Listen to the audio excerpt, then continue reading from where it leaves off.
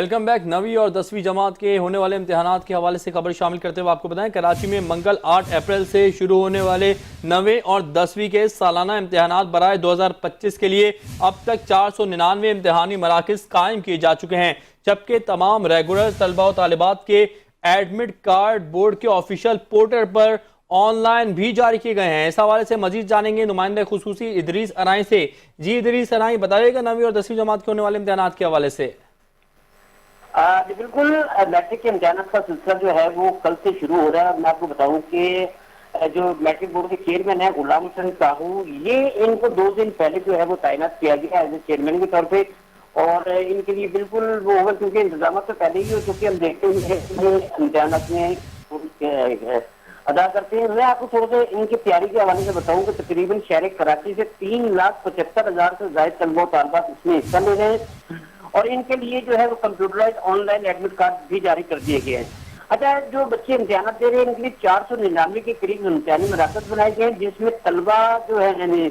میل جو طلبہ ہے ان کے لیے 256 اور فیمیل طالبات کے لیے 243 کے قریب جو ہے وہ امتحانی مراکز ہیں۔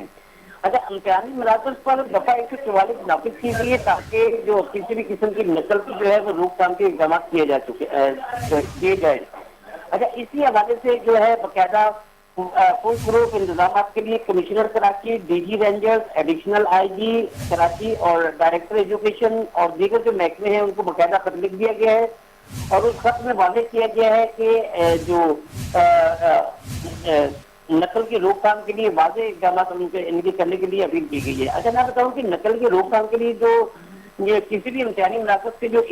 فوٹو اسٹیٹ کی مشینیں ہیں اس پر پابندی لگائی گئی ہے کہ وہ اس دن بند ہوں گی۔ امتحانات کی نگرانی کے لیے اب باقاعدہ جو ہے کہ رپورٹنگ سیل بھی قائم کیا گیا ہے، اور ویجیلنس کمیٹیاں بھی بنائی گئی جو مختلف اوقات میں مختلف امتحانی مراکز پر جا کے باقاعدہ چیکنگ کریں گی کہ نقل کے بورڈ کی جانب سے کیا اقدامات کیے گئے اور نقل کے لیے کیا اقدامات ہیں اور اس پر کتنا امپلیمنٹ کیا جا رہا ہے۔ اچھا، بچوں کو پیپروں میں آسانی ہو، بجلی کیونکہ اپریل کا مہینہ شروع ہو چکا ہے اور اپریل میں ویسے ہی گرمی کی شدت میں اضافہ ہونے لگ جاتا ہے، اسی وجہ سے اور ساتھ جو ہے وہ کے الیکٹرک والے بھی جو ہے بھرپور طریقے سے لوڈ شیڈنگ کرتے ہیں، تو بچوں کو جو امتحانات میں جو گرمی نہ لگے اس کی وجہ سے کے الیکٹرک کو باقاعدہ خط لکھا گیا تاکہ لوڈ شیڈنگ نہ ہو اور بچے جو ہے وہ پیپر اپنے آسانی سے کر سکے۔